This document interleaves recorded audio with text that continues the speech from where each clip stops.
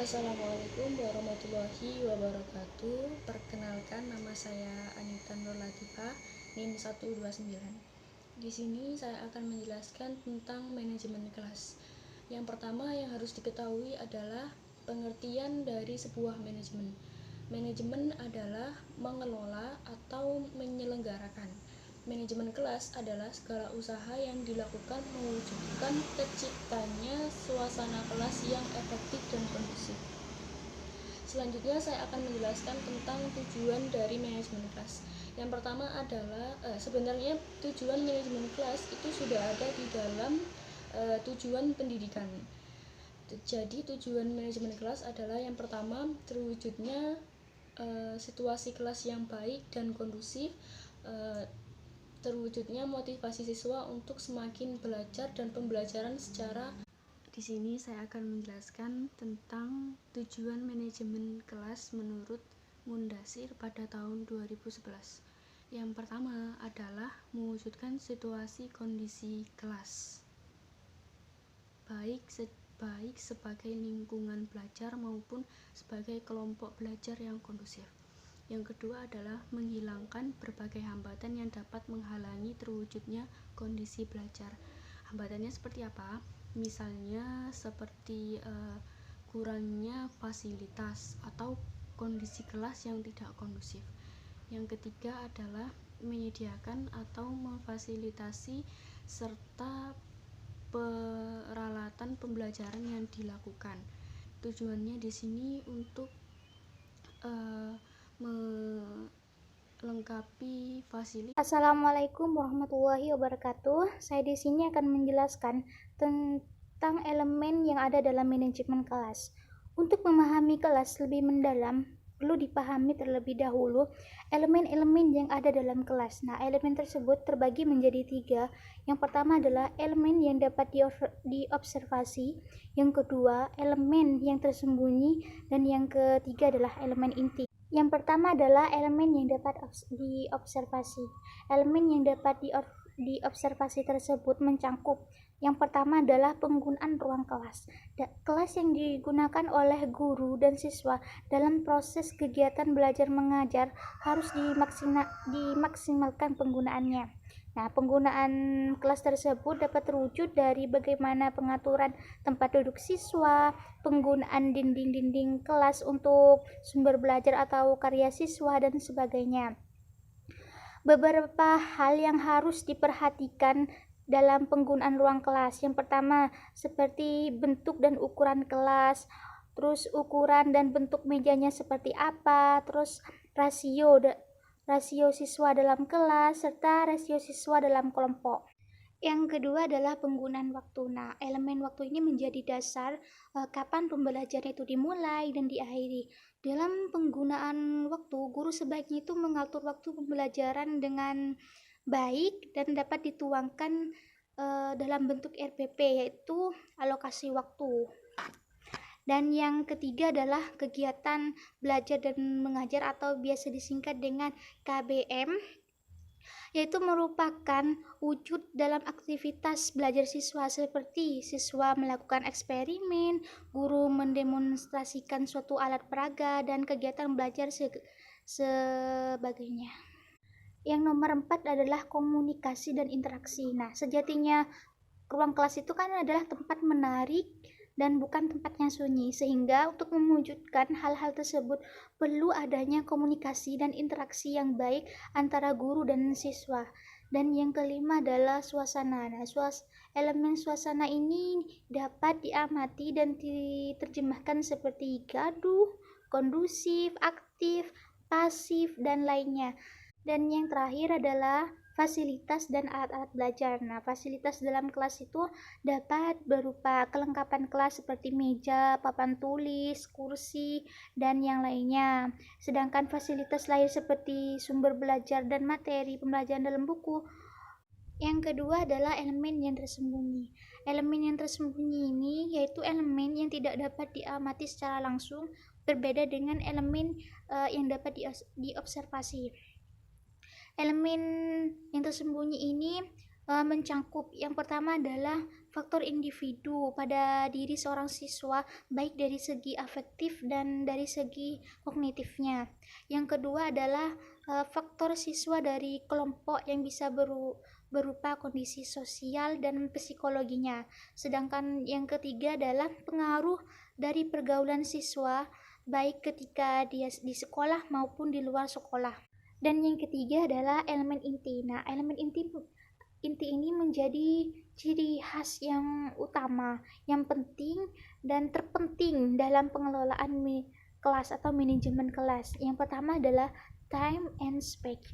Nah, elemen ini adalah pembeda antara sekolah formal dan non formal. Pada elemen waktu dan tempat ini sangat diperhatikan dalam pengelolaan kelas. Seperti contoh pada sekolah SMP, waktu pembelajaran itu kan dimulai dari jam 7.00 dan diakhiri pada jam 13.00 dan proses belajarnya pun dilakukan di dalam kelas. Yang kedua adalah engagement atau effective domain.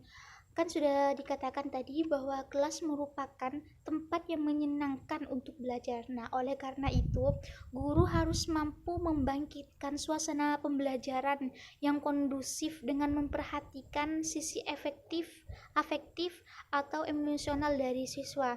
Nah, apa yang dirasakan dan dilakukan oleh siswa selama di kelas pasti melibatkan aktivitas mental dalam proses berpikir siswa.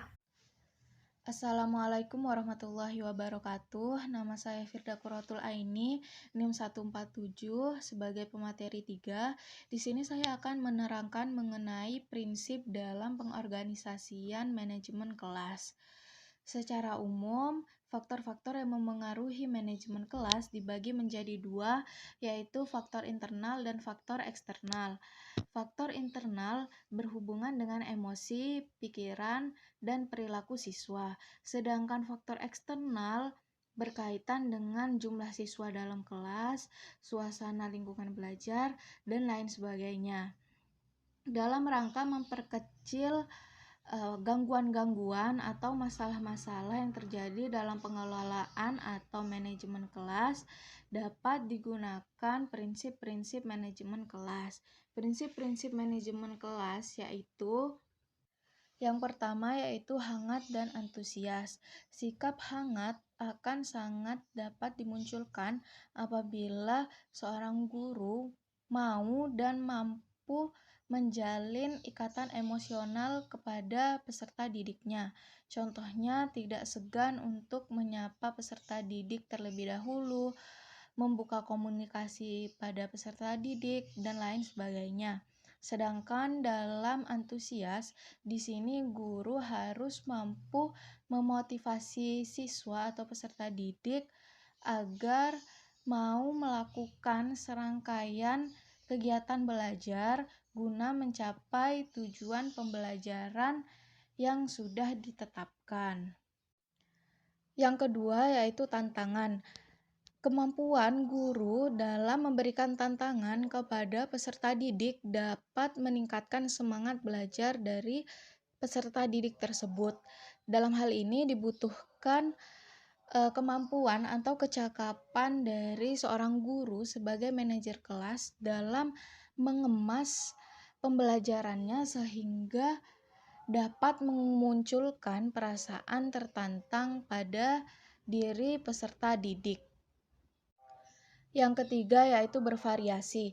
Dalam kegiatan belajar mengajar di kelas, variasi gaya mengajar guru sangat dibutuhkan karena dapat menghindari kebosanan atau kejenuhan pada peserta didik.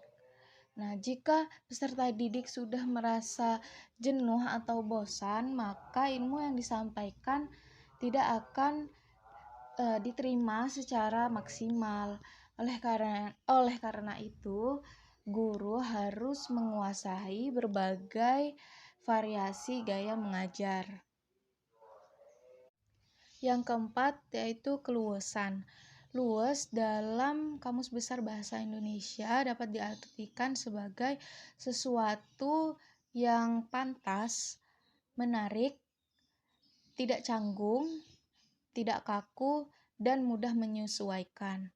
Keluasan dalam konteks manajemen kelas ini diartikan yaitu keluasan perilaku guru dalam mengubah metode mengajarnya, kemudian disesuaikan dengan kondisi kelas dan kebutuhan peserta didik guna menciptakan iklim belajar mengajar yang kondusif dan efektif.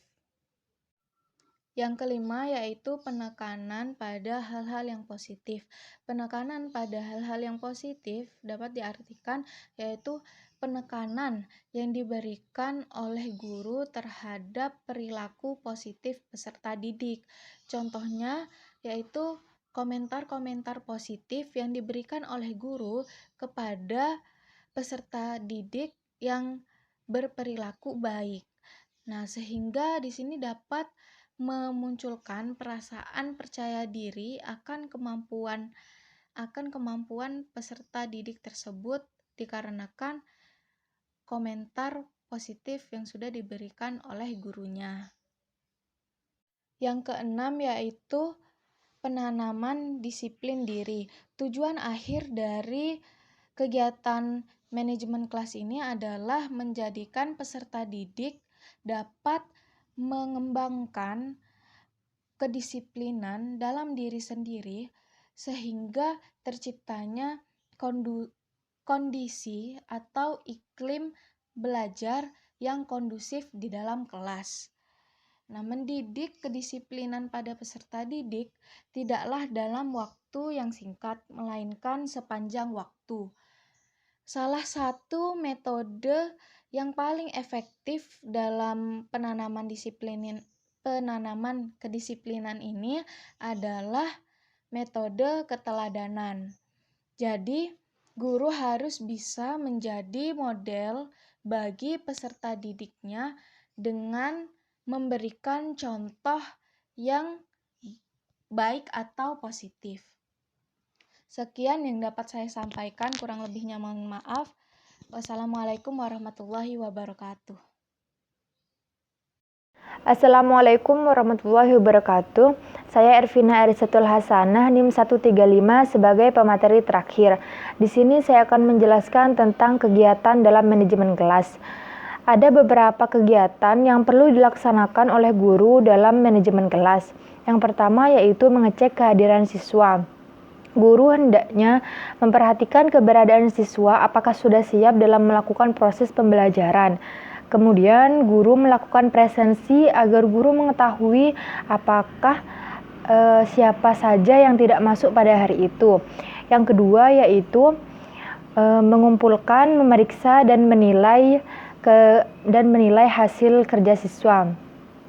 Tugas yang sudah diberikan kepada siswa hendaknya cepat dikumpulkan dan guru memberikan komen singkat sehingga rasa penghargaan yang tinggi akan memberikan motivasi kepada siswa atas apa yang telah ia kerjakan. Yang nomor 3 yaitu pendistribusian bahan dan alat. Setiap siswa harus memperoleh kesempatan yang sama dalam menggunakan bahan dan alat untuk proses pembelajaran. Yang keempat yaitu memberikan materi pembelajaran. Tugas utama seorang guru adalah mengajar. Tugas utama seorang guru adalah memberikan materi pembelajaran dengan menggunakan berbagai media kepada siswa. Yang kelima yaitu memberikan tugas atau PR. Penugasan adalah memberikan tanggung jawab kepada siswa untuk melakukan kegiatan mandiri agar siswa tersebut dapat mengevaluasi kemampuan dirinya sendiri. Yang keenam yaitu mengumpulkan informasi siswa, mencatat data, dan pemeliharaan arsip. Guru mengumpulkan informasi tentang data pribadi siswa. Kemudian data itu dicatat dan karena akan mendukung guru dalam melakukan evaluasi akhir terhadap hasil pekerjaan siswa.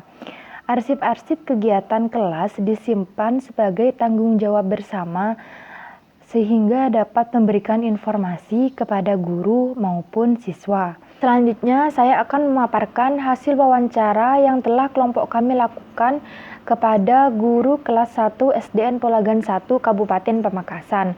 Untuk pertanyaan yang pertama yaitu, bagaimana cara ibu memanajemen di dalam kelas? Guru tersebut menjawab, pertama, masuk ke dalam kelas dan mengucapkan salam. Kemudian menanyakan kabar dari siswa dan siapa saja yang tidak masuk pada hari tersebut. Jangan memulai pembelajaran terlebih dahulu sebelum mengkondisikan kelas. Guru hendaknya mengecek apakah siswa sudah duduk dengan rapi di tempatnya dan fokus kepada guru, tidak berbicara dengan temannya. Kemudian guru menanyakan buku tematik siswa dan alat tulis apakah sudah siap atau tidak. Baru guru bisa memulai pembelajaran. Pertanyaan yang kedua adalah, apa tindakan ibu ketika kondisi kelas tidak kondusif? Guru tersebut menjawab, guru sebaiknya memberi arahan seperti, ayo anak-anak duduk, sudah waktunya belajar ya, jangan main-main terus. Jika masih tetap, guru bisa mempertegas dengan memberi pengarahan seperti, ayo kalau tidak duduk nanti ibu guru cubit. Nah, jika masih tetap, masih ada cara lain, yaitu guru bisa mengajak siswa untuk melakukan sebuah permainan atau bernyanyi agar siswa tersebut kembali fokus kepada guru. Untuk pertanyaan yang ketiga, apa pendapat ibu tentang manajemen kelas? Yaitu mengkondusifkan kelas, mengatur suasana kelas, dan cara belajar di kelas. Pertanyaan yang keempat adalah, menurut ibu, apakah kelas yang siswanya banyak akan berpotensi membuat keributan? Guru tersebut menjawab, iya sangat berpotensi, apalagi ditambah oleh pengaruh jenis kelamin. Maksudnya di sini, jika jenis kelamin laki-laki dalam kelas tersebut lebih banyak daripada perempuan, maka akan berpotensi membuat keributan. Apalagi ditambah jika anak tersebut tidak bisa membaca atau menulis, pasti mereka suka mengganggu temannya atau suka berbicara gitu. Pertanyaan nomor 5, apakah pendapat ibu tentang kelas yang ibu ajar? Guru tersebut menjawab, kelas yang saya ajar susah diatur karena dalam kelas 1 sekarang ini siswanya lebih banyak yang laki-laki, yaitu sebanyak 17 siswa, sedangkan yang perempuan hanya 5 siswa. Ketimbang yang tahun lalu, ajaran tahun kemarin itu masih seimbang. Pertanyaan yang terakhir adalah, bagaimana ibu menciptakan suasana kelas yang positif? Guru tersebut menjawab, yaitu dengan cara memberi stimulus positif kepada siswa. Misalnya, perbanyak interaksi dengan memancing ide anak, menciptakan ruangan yang berbeda, dan memberikan perhatian yang sama kepada semua siswa. Demikian presentasi dari saya, kurang lebihnya mohon maaf. Wassalamualaikum warahmatullahi wabarakatuh.